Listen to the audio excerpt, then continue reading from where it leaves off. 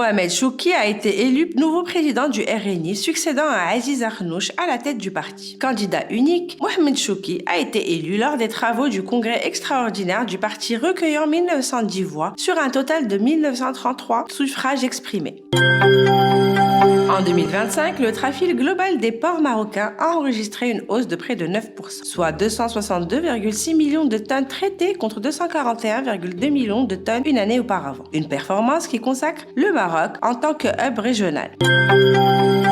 La présidence du parquet vient d'émettre une nouvelle circulaire pour mieux encadrer et adapter les procédures d'interrogatoire des suspects. L'objectif est d'humaniser les conditions d'interrogatoire. Il est également question de rationaliser l'autorisation de placement en garde à vue dans le cas où la loi exige l'obtention de cette autorisation du ministère public.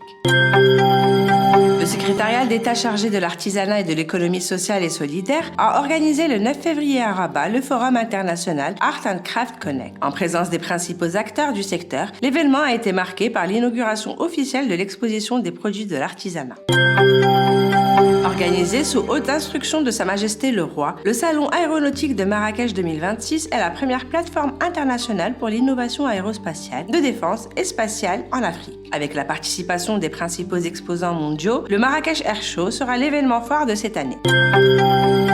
Après l'ouverture des lignes directes reliant Tétouan à Barcelone, Malaga et Madrid, puis de Casablanca à Bilbao et Alicante, la Royal Air Maroc poursuit son expansion avec 3 nouvelles liaisons directes qui vont relier Tanger à Malaga, Barcelone et Madrid. Depuis une dizaine d'années, le Maroc a boosté ses investissements sportifs. Selon une étude conjointe de l'AFD et du cabinet international PricewaterhouseCoopers, près de 4 milliards de dirhams ont été investis dans les infrastructures sportives et avec les grands rendez-vous, le montant s'est élevé à plus de 14 milliards de dirhams pour la mise à niveau et la construction de nouvelles structures. Le commandement de la région sud à Agadir a accueilli du 2 au 6 février les travaux de la réunion de la planification finale de l'exercice African Lion 2026, une 22e édition avec la participation de plusieurs pays qui promet d'intégrer de nouvelles capacités futuristes.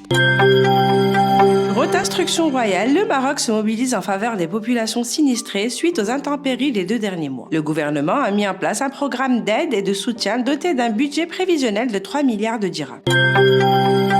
Le Fonds monétaire international affirme dans un rapport que la dynamique économique devrait se poursuivre au Maroc en 2026 avec une croissance projetée à 4,9% soutenue par l'investissement public et privé et une production agricole solide grâce à une pluviométrie exceptionnelle.